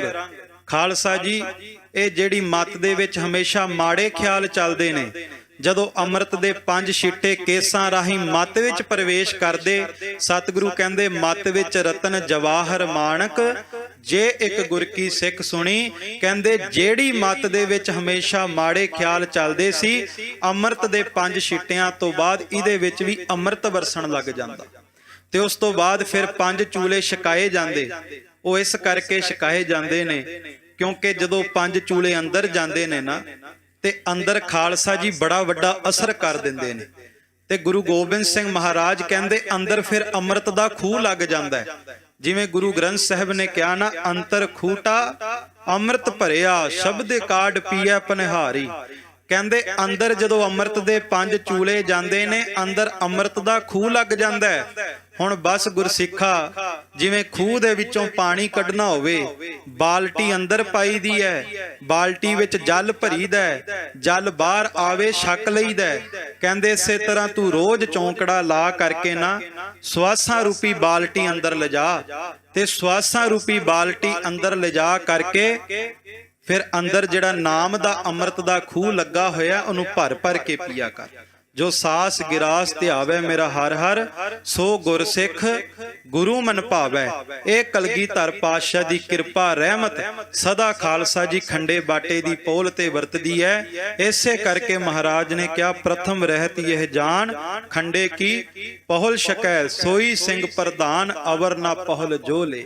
ਤੇ ਮੈਂ ਇੱਕ ਬੇਨਤੀ ਜ਼ਰੂਰ ਕਰਾਂਗਾ ਕਿ ਖਾਲਸਾ ਜੀ ਅੱਜ ਪ੍ਰਣ ਕਰੀਏ, ਜਿਨ੍ਹਾਂ ਹਲੇ ਤੱਕ ਵੀ ਕਲਗੀਆਂ ਵਾਲੇ ਪਾਤਸ਼ਾਹ ਦੇ ਚਰਨਾਂ ਵਿੱਚ ਸਿਰ ਭੇਟਾ ਕਰਕੇ ਖੰਡੇ ਦੀ ਪੋਲ ਨਹੀਂ ਲਈ ਜਾਂ ਖਾਲਸੇ ਪੰਥ ਦੀ ਰਹਿਤ ਤੇ ਨਹੀਂ ਤੁਰ ਰਹੇ, ਉਹ ਜ਼ਰੂਰ ਇੱਕ ਵਾਰ ਕਲਗੀਆਂ ਵਾਲੇ ਪਾਤਸ਼ਾਹ ਦੇ ਉਹ ਬਚਨ ਚੇਤੇ ਕਰਨ, ਜਿਹੜੇ ਬਚਨ ਧੰਨ ਗੁਰੂ ਗੋਬਿੰਦ ਸਿੰਘ ਮਹਾਰਾਜ ਨੇ ਚਮਕੌਰ ਦੀ ਗੜੀ ਦੇ ਵਿੱਚ ਕੀਤੇ ਸੀ। ਖਾਲਸਾ ਜੀ ਧੰਨ ਗੁਰੂ ਗੋਬਿੰਦ ਸਿੰਘ ਮਹਾਰਾਜ ਕਲਗੀਧਰ ਪਾਤਸ਼ਾਹ ਨੂੰ 10 ਲੱਖ ਫੌਜ ਦਾ ਘੇਰਾ ਪਿਆ ਸੀ। ਕੋਈ ਇੱਕ ਰਿਆਸਤ ਨਹੀਂ, 22 ਧਾਰ ਦੇ ਰਾਜੇ ਵੀ ਆਏ ਨੇ ਚੜ ਕੇ। ਤੇ ਧੰਨ ਗੁਰੂ ਗੋਬਿੰਦ ਸਿੰਘ ਮਹਾਰਾਜ ਦੇ ਨਾਲ 40 ਮੁੱਠੀ ਭਰ ਗੁਰੂ ਕੇ ਸਿੱਖ ਸ਼ਹਾਦਤਾਂ ਪਾਉਂਦੇ ਆ। ਚਮਕੌਰ ਦੀ ਗੜੀ ਤੋਂ ਬਾਹਰ 5-5 ਸਿੱਖਾਂ ਦੇ ਜਥੇ ਜਾਂਦੇ, ਸਿੱਖ ਸ਼ਹਾਦਤਾਂ ਪਾਉਂਦੇ। ਜਦੋਂ ਸਿੱਖ ਸ਼ਹਾਦਤ ਪਾਉਂਦੇ ਸੀ, ਭਾਈ ਦਇਆ ਸਿੰਘ ਬੋਲੇ ਸੋ ਨਿਹਾਲ ਦਾ ਜਕਾਰਾ ਗਜਾਉਂਦੇ ਸੀ, ਤੇ ਧੰਨ ਗੁਰੂ ਗੋਬਿੰਦ ਸਿੰਘ ਮਹਾਰਾਜ ਸਤਿ ਸ੍ਰੀ ਅਕਾਲ ਦਾ ਨਾਰਾ ਬੁਲੰਦ ਕਰਦੇ ਸੀ। ਅੱਜ ਸਮਾਂ ਆਇਆ, ਸਾਹਿਬਜ਼ਾਦਾ ਬਾਬਾ ਅਜੀਤ ਸਿੰਘ ਜੀ ਨੇ ਕਿਹਾ ਮੈਂ ਜੰਗ ਦੇ ਮੈਦਾਨ ਵਿੱਚ ਜੂਝਣ ਲਈ ਜਾਵਾਂਗਾ, ਤੇ ਗੁਰੂ ਗੋਬਿੰਦ ਸਿੰਘ ਮਹਾਰਾਜ ਕਲਗੀਧਰ ਪਾਤਸ਼ਾਹ ਨੇ ਰੋਕਿਆ ਨਹੀਂ। ਆਪਣੇ ਹੱਥੀਂ ਸੱਚੇ ਪਾਤਸ਼ਾਹ ਜੀ ਨੇ ਚਮਕੌਰ ਦੀ ਗੜੀ ਦਾ ਬੂਹਾ ਖੋਲਿਆ। ਮੈਂ ਬੇਨਤੀ ਕਰਾਂ, ਜਿਹੜੇ ਕਹਿੰਦੇ ਨਾ ਹਜੇ ਸਮਾਂ ਨਹੀਂ ਆਇਆ ਅੰਮ੍ਰਿਤ ਛਕਣ ਦਾ, ਸਮਾਂ ਨਹੀਂ ਆਇਆ ਦਾੜੇ ਕੇਸ ਰੱਖਣ ਦਾ, ਸਮਾਂ ਨਹੀਂ ਆਇਆ ਨਿਤਨੇਮ ਸ਼ੁਰੂ ਕਰਨ ਦਾ, ਇਹ ਬਚਨਾਂ ਨੂੰ ਜ਼ਰੂਰ ਹਿਰਦੇ ਵਿੱਚ ਵਸਾਇਓ। ਗੁਰੂ ਗੋਬਿੰਦ ਸਿੰਘ ਮਹਾਰਾਜ ਸੱਚੇ ਪਾਤਸ਼ਾਹ ਜੀ ਨੇ ਚਮਕੌਰ ਦੀ ਗੜੀ ਦਾ ਬੂਹਾ ਖੋਲਿਆ, ਤੇ ਜਦੋਂ ਸਾਹਿਬਜ਼ਾਦਾ ਬਾਬਾ ਅਜੀਤ ਸਿੰਘ ਬਾਹਰ ਜਾਣ ਲੱਗੇ, ਧੰਨ ਗੁਰੂ ਗੋਬਿੰਦ ਸਿੰਘ ਮਹਾਰਾਜ ਜੀ ਨੇ ਕਿਹਾ, ਬੇਟਾ ਜਦੋਂ ਤੇਰੀ ਛਾਤੀ ਦੇ ਵਿੱਚ ਤੀਰ ਵੱਜਣ ਤੇ ਇੱਕ ਵਾਰ ਆਪਣਾ ਮੁਖੜਾ ਜ਼ਰੂਰ ਵਿਖਾ ਦੇਂ। ਤੇ ਬਾਬਾ ਅਜੀਤ ਸਿੰਘ ਜੀ ਨੇ ਗੁਰੂ ਗੋਬਿੰਦ ਸਿੰਘ ਜੀ ਨੂੰ ਪੁੱਛਿਆ ਕਿ ਪਾਤਸ਼ਾਹ ਕੀ ਗੱਲ, ਪੁੱਤਰ ਦਾ ਮੋਹ ਜਾਗ ਪਿਆ?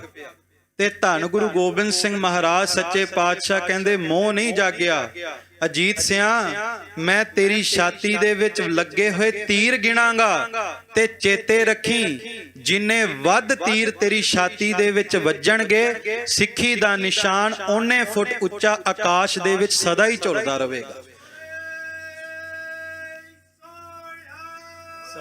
ਖਾਲਸਾ ਜੀ, ਆ ਨਿਸ਼ਾਨ ਸਾਹਿਬ ਇਸ ਕਰਕੇ ਨਹੀਂ ਝੁਲਦੇ ਵੀ ਲੋਹਾ ਬੜਾ ਮਜ਼ਬੂਤ ਹੈ, ਰੱਸਿਆਂ ਨਾਲ ਪਕੜ ਬੜੀ ਮਜ਼ਬੂਤੀ ਨਾਲ ਦਿੱਤੀ ਹੈ। ਇਹ ਨਿਸ਼ਾਨ ਸਾਹਿਬ ਦੇਸ਼ਾਂ ਵਿਦੇਸ਼ਾਂ ਵਿੱਚ ਝੁਲਣ ਦਾ ਕਾਰਨ ਇਹ ਹੈ, ਇਹ ਥੜਾ ਨਜ਼ਰ ਆਉਂਦਾ ਹੋਵੇਗਾ ਬਾਹਰਲੀਆਂ ਅੱਖਾਂ ਨਾਲ, ਧਿਆਨ ਨਾਲ ਚੇਤੇ ਕਰਿਓ ਤੇ ਭਾਵਨਾ ਨਾਲ ਵੇਖਿਓ। ਨਿਸ਼ਾਨ ਸਾਹਿਬਾਂ ਦੇ ਹੇਠਾਂ ਅੱਜ ਵੀ ਬਾਬਾ ਅਜੀਤ ਸਿੰਘ, ਬਾਬਾ ਜੁਝਾਰ ਸਿੰਘ, ਬਾਬਾ ਜੋਰਾਵਰ ਸਿੰਘ, ਬਾਬਾ ਫਤਿਹ ਸਿੰਘ ਖੜੇ ਨਜ਼ਰ ਆਉਣਗੇ। ਖਾਲਸਾ ਜੀ, ਸਮਾਂ ਆਇਆ, 300 ਤੋਂ ਵੱਧ ਤੀਰ ਬਾਬਾ ਅਜੀਤ ਸਿੰਘ ਦੀ ਛਾਤੀ ਦੇ ਵਿੱਚ ਵੱਜੇ ਸਨ, 300 ਤੋਂ ਵੱਧ। ਉਸ ਤੋਂ ਬਾਅਦ ਸਾਹਿਬਜ਼ਾਦਾ ਬਾਬਾ ਜੁਝਾਰ ਸਿੰਘ ਜੀ ਜਾਂਦੇ ਨੇ, ਉਹ ਵੀ ਜੰਗ ਦੇ ਮੈਦਾਨ ਵਿੱਚ ਜੂਝਦੇ ਆ। ਤੇ ਜਿਹੜੀ ਮੈਂ ਬੇਨਤੀ ਕਰਨੀ ਚਾਹੁੰਦਾ ਸਾਂ, ਜਦੋਂ ਸਾਹਿਬਜ਼ਾਦੇ ਦੋਵੇਂ ਸ਼ਹੀਦ ਹੋ ਗਏ, 2 ਲਖਤੇ ਜਿਗਰ ਸਰਹੰਦ ਦੀਆਂ ਨੀਹਾਂ ਵਿੱਚ ਸ਼ਹੀਦ ਹੋ ਗਏ, ਤੇ ਮੁਗਲ ਹਕੂਮਤ ਨੇ ਸੋਚਿਆ ਵੀ ਸ਼ਾਇਦ ਗੁਰੂ ਗੋਬਿੰਦ ਸਿੰਘ ਡੋਲ ਗਏ ਹੋਣਗੇ ਤੇ ਜਾਂ ਖਾਲਸੇ ਪੰਥ ਦੀ ਆਵਾਜ਼ ਖਤਮ ਹੋ ਗਈ ਹੋਵੇਗੀ। ਉਸ ਵਕਤ ਗੁਰੂ ਗੋਬਿੰਦ ਸਿੰਘ ਮਹਾਰਾਜ ਨੇ ਸਿੱਖਾਂ ਵੱਲ ਹੱਥ ਕਰਕੇ ਇਹ ਬਚਨ ਕੀਤੇ ਸੀ, ਚੇ ਮਰਦੀ ਕੇ ਅਗਰ ਖਾਮੋਸ਼ਾ ਕੁਨੀ ਕਿ ਆਤਸ਼ ਦਮਾਰਾਂ ਫਰੋਸ਼ਾ ਕੁਨੀ। ਮਹਾਰਾਜ ਨੇ ਕਿਹਾ, ਔਰੰਗਿਆ ਇਹ ਨਾ ਸਮਝੀ ਮੇਰੇ ਲਾਲਾਂ ਦਾ ਕੇਵਲ ਖੂਨ ਇਸ ਚਮਕੌਰ ਦੀ ਗੜੀ ਦੇ ਮੈਦਾਨ ਵਿੱਚ ਡੁੱਲਿਆ ਹੈ, ਇਹ ਹੁਣ ਕੇਵਲ ਖੂਨ ਇੱਥੇ ਤੱਕ ਨਹੀਂ ਰਹੇਗਾ, ਇਹ ਖੂਨ ਆਕਾਸ਼ ਦੇ ਵਿੱਚ ਹਵਾ ਬਣ ਕੇ ਫੈਲੇਗਾ। ਤੇ ਜਦੋਂ ਸਾਹਿਬਜ਼ਾਦਿਆਂ ਦਾ ਖੂਨ ਆਕਾਸ਼ ਵਿੱਚ ਹਵਾ ਬਣ ਕੇ ਫੈਲੇਗਾ, ਇਹ ਦੇਸ਼ਾਂ ਵਿਦੇਸ਼ਾਂ ਤੱਕ ਜਾਵੇਗਾ, ਤੇ ਜਿਹਨੂੰ ਵੀ ਸਾਹਿਬਜ਼ਾਦਿਆਂ ਦੇ ਖੂਨ ਦੀ ਹਵਾ ਲੱਗ ਜਾਵੇਗੀ, ਉਹ ਅੰਮ੍ਰਿਤ ਛਕ ਕੇ ਗੁਰੂ ਕਾ ਸਿੰਘ ਸੱਜ ਜਾਵੇਗਾ। ਖਾਲਸਾ ਜੀ, ਆਪਾਂ ਸਿੰਘ ਤਾਂ ਸੱਜਦੇ ਆ ਕਿਉਂਕਿ ਕਲਗੀਆਂ ਵਾਲੇ ਪਾਤਸ਼ਾਹ ਦੇ ਲਖਤੇ ਜਿਗਰਾਂ ਨੇ ਲਹੂ ਡੋਲਿਆ ਹੋਇਆ। ਸੋ ਇਸ ਕਰਕੇ ਅੱਜ ਪ੍ਰਣ ਕਰੀਏ ਕਿ ਧੰਨ ਗੁਰੂ ਗੋਬਿੰਦ ਸਿੰਘ ਮਹਾਰਾਜ ਦੇ ਚਰਨਾਂ ਵਿੱਚ ਅਰਦਾਸ ਕਰੀਏ, ਪਾਤਸ਼ਾਹ ਕਿਰਪਾ ਕਰਕੇ ਸਾਨੂੰ ਖੰਡੇ ਦੀ ਪਹੁਲ ਦਿਓ, ਤੇ ਸੱਚੇ ਪਾਤਸ਼ਾਹ ਕਿਰਪਾ ਕਰਕੇ ਸਿੱਖੀ ਸਿਦਕ ਨਿਭਾਉਣ ਦਾ ਬਲ ਬਖਸ਼ਿਓ। ਇੱਕ ਓੰਕਾਰ ਸ੍ਰੀ ਵਾਹਿਗੁਰੂ ਜੀ ਕੀ ਫਤਿਹ। ਪਾਤਸ਼ਾਹੀ ਦਸਵੀਂ। ਧੰਨ ਗੁਰੂ ਗੋਬਿੰਦ ਸਿੰਘ ਆਪਣੀ ਮੁਖਾਰ ਬਿੰਦ ਤੋਂ ਉਚਾਰਨ ਕਰਦੇ ਨੇ। ਪਾਤਸ਼ਾਹੀ ਦਸਵੀਂ ਤੋਂ ਭਾਵ ਕਲਗੀਆਂ ਵਾਲੇ ਦੀ ਇਹ ਬਾਣੀ ਹੈ। ਇੱਕ ਮੈਂ ਬੇਨਤੀ ਕਰਾਂ, ਆਪਣੇ ਮਨ ਵਿੱਚ ਕਦੇ ਕੋਈ ਸ਼ੰਕਾ ਨਾ ਲਿਆਇਆ ਕਰੋ, ਕਿਉਂਕਿ ਖਾਲਸਾ ਜੀ ਇਸ ਬਾਣੀ ਦੇ ਵਿੱਚ ਗੁਰੂ ਗੋਬਿੰਦ ਸਿੰਘ ਨੇ ਆਪਣੀ ਬਾਣੀ ਵਿੱਚ 52 ਭਾਸ਼ਾਵਾਂ ਵਰਤੀਆਂ ਨੇ, ਤੇ ਆਪਣੀ ਬਾਣੀ ਵਿੱਚ ਗੁਰੂ ਗੋਬਿੰਦ ਸਿੰਘ ਨੇ 300 ਤੋਂ ਵੱਧ ਰਾਗ ਵਰਤੇ ਨੇ। ਤੇ ਜਦੋਂ ਕੋਈ ਇਹ ਕਵੇ ਨਾ ਵੀ ਬਾਣੀ ਕਲਗੀਆਂ ਵਾਲੇ ਦੀ ਨਹੀਂ, ਛਾਤੀ ਤੇ ਹੱਥ ਧਰ ਕੇ ਮਾਣ ਨਾਲ ਕਿਹਾ ਕਰੋ ਵੀ ਸਾਨੂੰ ਦੁਨੀਆ ਦੇ ਤਖਤੇ ਤੇ ਪਿਛੋਕੜ ਇਤਿਹਾਸ ਦੇ ਵਿੱਚੋਂ ਕੋਈ ਬੰਦਾ ਲੱਭ ਕੇ ਲਿਆਓ ਜਿਹਨੂੰ 52 ਭਾਸ਼ਾਵਾਂ ਆਉਂਦੀਆਂ ਹੋਣ, ਤੇ ਜਾਂ ਜਿਹਨੂੰ 300 ਰਾਗ ਆਉਂਦੇ ਹੋਣ, ਕਿਉਂਕਿ ਅੱਜ ਤੱਕ ਦੁਨੀਆ ਦੇ ਤਖਤੇ ਤੇ ਐਸਾ ਮੁਰਸ਼ਦ, ਐਸਾ ਵਿਅਕਤੀ ਨਹੀਂ ਆਇਆ ਜਿਹਨੂੰ 52 ਭਾਸ਼ਾਵਾਂ ਦਾ ਗਿਆਨ ਹੋਵੇ, ਤੇ ਜਿਨੇ ਖਾਲਸਾ ਜੀ 300 ਰਾਗ ਆਪਣੀ ਰਸਨਾ ਤੋਂ ਗਾਏ ਹੋਣ। ਕੇਵਲ ਤੇ ਕੇਵਲ ਗੁਰੂ ਗੋਬਿੰਦ ਸਿੰਘ ਮਹਾਰਾਜ ਸੱਚੇ ਪਾਤਸ਼ਾਹ ਕਲਮ ਦੇ ਧਨੀ ਸਤਿਗੁਰੂ ਨੇ 300 ਤੋਂ ਵੱਧ ਰਾਗ ਗਾਏ ਤੇ 52 ਭਾਸ਼ਾਵਾਂ ਵਰਤੀਆਂ, ਤੇ ਸਰਬਲੋ ਗ੍ਰੰਥ ਸਾਹਿਬ ਵਿੱਚ ਮਹਾਰਾਜ ਨੇ ਇੰਗਲਿਸ਼ ਭਾਸ਼ਾ ਦੀ ਵਰਤੋਂ ਵੀ ਕੀਤੀ। ਕਲਗੀਆਂ ਵਾਲੇ ਨੇ ਇੰਗਲਿਸ਼ ਭਾਸ਼ਾ ਵੀ ਇਸ ਬਾਣੀ ਦੇ ਵਿੱਚ ਵਰਤੀ ਹੈ। ਰਾਜ ਪਲਾਸੀ ਬਖਸ਼ਸ ਹਜੂਰ ਕਬਿਓ ਬਾਚ। ਰਾਜ ਪਲਾਸੀ ਰਾਗ ਦਾ ਨਾਮ ਹੈ। ਬਖਸ਼ਿਸ਼ ਹਜੂਰ ਤੋਂ ਭਾਵ ਹੁਣ ਖਾਲਸੇ ਦੀ ਮਹਿਮਾ ਬਿਆਨ ਕਰਨ ਲੱਗੇ ਨੇ।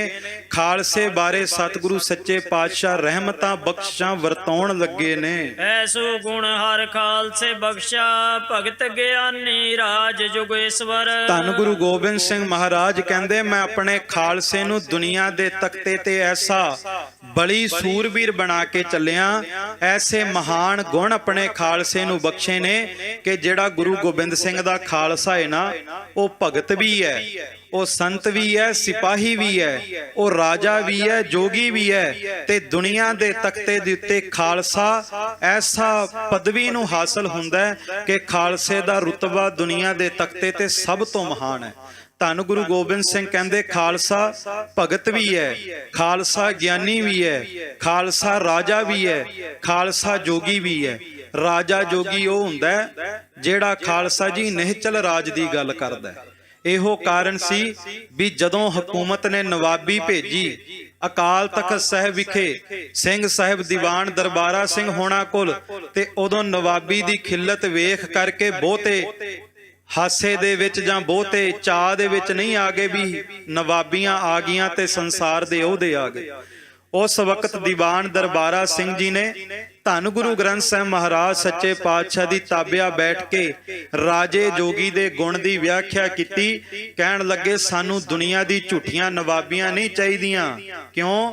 ਕਿਉਂਕਿ ਸਤਿਗੁਰੂ ਹਮਨੇ ਦਈ ਪਾਤਸ਼ਾਹੀ ਹੰਨੇ ਹੰਨੇ ਲਾਏ ਜਹ ਜਹ ਬਹਿ ਜ਼ਮੀਨ ਮਲ ਤਹ ਤਹ ਤਖਤ ਬਣਾਏ। ਗੁਰੂ ਗੋਬਿੰਦ ਸਿੰਘ ਨੇ ਖਾਲਸੇ ਵਿੱਚ ਤਾਕਤ ਭਰੀ ਹੈ ਵੀ ਖਾਲਸਾ ਦੁਨੀਆ ਦੇ ਤਖਤੇ ਤੇ ਜਿੱਥੇ ਜਾ ਕੇ ਵੀ ਖੜ ਜਾਵੇ ਖਾਲਸੇ ਦਾ ਉੱਥੇ ਹੀ ਰਾਜ ਕਾਇਮ ਹੋ ਜਾਂਦਾ। ਤੇ ਮੈਂ ਬੇਨਤੀ ਕਰਾਂ ਖਾਲਸੇ ਨੂੰ ਰਾਜ ਮੰਗਣ ਦੀ ਲੋੜ ਵੀ ਨਹੀਂ, ਕਿਉਂਕਿ ਖਾਲਸਾ ਰਾਜ ਮੰਗਣ ਵਾਲਾ ਨਹੀਂ, ਖਾਲਸਾ ਰਾਜ ਵੰਡਣ ਵਾਲਾ ਹੈ। ਤੇ ਗੁਰੂ ਗੋਬਿੰਦ ਸਿੰਘ ਮਹਾਰਾਜ ਦਾ ਸਰਬਲੋ ਗ੍ਰੰਥ ਦੇ ਵਿੱਚ ਬਚਨ ਹੈ, ਹੋ ਖਾਲਸਾ ਤੂੰ ਲੈ ਪਾਤਸ਼ਾਹੀ। ਕਹਿੰਦੇ ਤੂੰ ਖਾਲਸਾ ਬਣ ਜਾ। ਰਾਜ ਤੇ ਕਲਗੀਆਂ ਵਾਲੇ ਨੇ ਆਪਣੇ ਹੱਥ ਵਿੱਚ ਰੱਖਿਆ। ਜਿੱਦਣ ਖਾਲਸੇ ਬਣ ਗਏ ਕਲਗੀਆਂ ਵਾਲੇ ਨੇ ਰਾਜ ਵੀ ਝੋਲੀ ਵਿੱਚ ਪਾ ਦੇਣਾ। ਇਹ ਰਹਿਮਤ, ਇਹ ਬਖਸ਼ਿਸ਼ ਸਤਿਗੁਰੂ ਨੇ ਵਰਤਾਈ ਹੈ। ਛਤ ਬਿਰਤ ਅਨਨ ਪਾਸ਼ਕ ਤਿਆਗੀ ਹਟੀ ਸੂਰ ਭਵਨੇਸ਼ਵਰ। ਛਤਰੀ ਬ੍ਰਿਤ ਅਨਨਿਓ ਪਾਸਕ ਤਿਆਗੀ ਹਠੀ ਸੂਰ ਭਵਨੇਸ਼ਵਰ। ਸਤਿਗੁਰੂ ਕਹਿੰਦੇ ਇਹ ਛਤਰੀ ਬਿਰਤੀ ਵਾਲਾ ਹੈ। ਛਤਰੀ ਕੋ ਪੂਤ ਹੋ ਬਾਮਨ ਕੋ ਨਾਹੇ, ਭਾਵ ਸ਼ਸਤਰ ਧਾਰੀ ਗੁਰੂ ਕਾ ਖਾਲਸਾ ਹੈ। ਬਿਨਾਂ ਸ਼ਸਤਰਾਂ ਤੋਂ ਗੁਰੂ ਕਾ ਖਾਲਸਾ ਸਜਦਾ ਨਹੀਂ। ਇੱਕ ਬਚਨ ਕਰਕੇ ਮੈਂ ਫਤਿਹ ਦੀ ਸਾਂਝ ਪਾਵਾਂ। ਖਾਲਸਾ ਜੀ ਗੁਰੂ ਗੋਬਿੰਦ ਸਿੰਘ ਮਹਾਰਾਜ ਦੇ ਬਚਨ ਨੇ, ਸਿੱਖੋ ਸ਼ਸਤਰ ਧਾਰੀ ਹੋਵੋ। ਤੇ ਸਤਿਗੁਰੂ ਨੇ ਕਿਹਾ ਕੱਲਾ ਕੱਲਾ ਸਿੱਖ ਆਪਣੇ ਘਰ ਵਿੱਚ ਘੱਟੋ ਘੱਟ 5 ਸ਼ਸਤਰਾਂ ਦਾ ਆਸਣ ਜ਼ਰੂਰ ਲਾਵੇ। ਤੇ ਸਤਿਗੁਰੂ ਕਹਿੰਦੇ ਜਿਹੜਾ ਤੇ ਆਪਣੇ ਘਰਾਂ ਵਿੱਚ ਘੱਟੋ ਘੱਟ 5 ਸ਼ਸਤਰਾਂ ਨੂੰ ਰੱਖੇਗਾ ਨਾ, ਉਹ ਕੇਵਲ ਸ਼ਸਤਰ ਨਹੀਂ ਰੱਖੇਗਾ, ਗੁਰੂ ਗੋਬਿੰਦ ਸਿੰਘ ਵੀ ਉਸ ਸਿੱਖ ਦੇ ਘਰ ਦੇ ਵਿੱਚ ਚੌਂਕੜਾ ਲਾ ਕੇ ਬੈਠ ਜਾਵੇਗਾ। ਤੇ ਉਸ ਤੋਂ ਬਾਅਦ ਮਹਾਰਾਜ ਕਹਿੰਦੇ ਜਬ ਹਮਰੇ ਦਰਸ਼ਨ ਕੋ ਆਵੋ ਬਨ ਸੁਚੇਤ ਤਨ ਸ਼ਸਤਰ ਸਜਾਵੋ। ਜਦੋਂ ਮੇਰੇ ਦਰਸ਼ਨਾਂ ਲਈ ਆਵੇਂ ਸ਼ਸਤਰ ਸਜਾ ਕੇ ਆਈ। ਤੇ ਇੱਕ ਭਾਵਨਾ ਵਾਲਾ ਬਚਨ ਮੈਂ ਸਾਂਝਾ ਕਰ ਰਿਹਾ। ਜਦੋਂ ਖਾਲਸਾ ਜੀ ਕੋਈ ਸਿੱਖ ਗਾਤਰੇ ਵਿੱਚ ਤੇਗ ਪਾ ਕਰਕੇ ਆਪਣੇ ਘਰ ਤੋਂ ਗੁਰੂ ਗ੍ਰੰਥ ਸਾਹਿਬ ਦੇ ਦਰਸ਼ਨਾਂ ਲਈ ਆਉਂਦਾ ਨਾ, ਤੇ ਮਹਿਸੂਸ ਕਰਿਓ ਜਦੋਂ ਘਰ ਤੋਂ ਤੁਰੋਗੇ ਗਾਤਰੇ ਵਿੱਚ ਤੇਗ ਪਾ ਕੇ ਇਕੱਲੇ ਆਵੋਗੇ, ਪਰ ਜਦੋਂ ਹੱਥ ਵਿੱਚ ਸ਼ਸਤਰ ਪਕੜ ਕੇ ਗੁਰੂ ਗ੍ਰੰਥ ਸਾਹਿਬ ਨੂੰ ਨਮਸਕਾਰ ਕਰੋਗੇ, ਗੁਰੂ ਗੋਬਿੰਦ ਸਿੰਘ ਕਹਿੰਦੇ ਜਦੋਂ ਸਿੱਖ ਆਵੇਗਾ ਤੇ ਇਕੱਲਾ ਆਵੇਗਾ, ਪਰ ਜਦੋਂ ਦਰਬਾਰ ਤੋਂ ਬਾਹਰ ਜਾਵੇਗਾ ਗੁਰੂ ਗੋਬਿੰਦ ਸਿੰਘ ਵੀ ਉਸ ਸਿੱਖ ਦੇ ਨਾਲ ਹੀ ਚੱਲ ਪਵੇਗਾ। ਇਹ ਰਹਿਮਤ, ਇਹ ਬਖਸ਼ਿਸ਼ ਮਹਾਰਾਜ ਨੇ ਸ਼ਸਤਰਾਂ ਨੂੰ ਕੀਤੀ। ਅਨੰਨਿਓ ਪਾਸਕ ਤੋਂ ਭਾਵ ਖਾਲਸੇ ਨੂੰ ਦੁਨੀਆ ਦੇ ਦੁੱਖਾਂ ਦਾ ਪ੍ਰਭਾਵ ਨਹੀਂ ਰਹਿੰਦਾ ਤੇ ਵਿਸ਼ੇ ਵਿਕਾਰਾਂ ਦਾ ਸਦਾ ਤਿਆਗੀ ਹੈ। ਹਠੀ ਤੋਂ ਭਾਵ ਸਦਾ ਗੁਰੂ ਕੀ ਸੇਵਾ ਦਾ ਹੱਠ ਕਰਦਾ ਹੈ। ਸੂਰ ਭਵਨੇਸ਼ਵਰ, ਸੂਰੇ ਵੀਰ ਬਚਨ ਕੇ ਬਲੀ। ਦੁਨੀਆ ਦੇ ਤਖਤੇ ਦੇ ਉੱਤੇ ਖਾਲਸੇ ਵਰਗਾ ਕੋਈ ਸੂਰਬੀਰ ਯੋਧਾ ਵੀ ਨਹੀਂ। ਇਹੋ ਕਾਰਨ ਹੈ ਵੀ ਜਿੱਧਰ ਨੂੰ ਖਾਲਸਾ ਮੁਖ ਕਰਦਾ ਹੈ, ਬਾਬਾ ਜੱਸਾ ਸਿੰਘ ਆਹਲੂਵਾਲੀਆ ਨੇ ਮੁਲਤਾਨ ਤੋਂ ਲੈ ਕਰਕੇ ਦਿੱਲੀ ਦੇ ਤਖਤ ਤੱਕ 19 ਵਾਰ ਖਾਲਸਾ ਪੰਥ ਦੇ ਨਿਸ਼ਾਨ ਚਲਾਏ ਸਨ। ਇਹ ਤਾਂ ਜੇ ਉਹ ਖਾਲਸੇ ਸਨ, ਖੰਡੇ ਬਾਟੀ ਦੀ ਪਹੁਲ ਲਈ ਸੀ ਤੇ ਬਾਣੀ ਬਾਣੇ ਦੇ ਧਾਰਨੀ ਸਨ। ਸਤਿਗੁਰ ਕਿਰਪਾ ਕਰਨ, ਬਾਕੀ ਦੀ ਬਾਣੀ ਦੀ ਵਿਚਾਰ ਆਪਾਂ ਕੱਲ ਨੂੰ ਸਰਵਣ ਕਰਾਂਗੇ। ਵਿਚਾਰ ਕਰਦਿਆਂ ਨੇਕਾਂ ਭੁੱਲਾਂ ਹੋਈਆਂ ਆਪ ਜੀ ਨੇ ਬਖਸ਼ ਲੈਣਾ।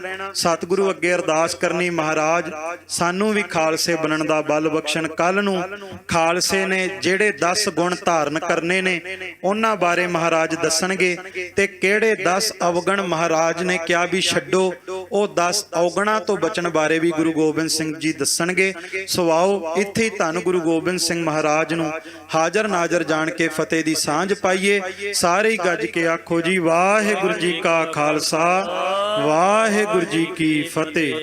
ਵਾਹਿਗੁਰੂ ਜੀ ਕਾ ਖਾਲਸਾ, ਵਾਹਿਗੁਰੂ ਜੀ ਕੀ ਫਤਿਹ। ਬਹੁਤ ਬਹੁਤ ਧੰਨਵਾਦ ਕਰਦੇ ਹਾਂ ਗਿਆਨੀ ਸੁਖਜੀਤ ਸਿੰਘ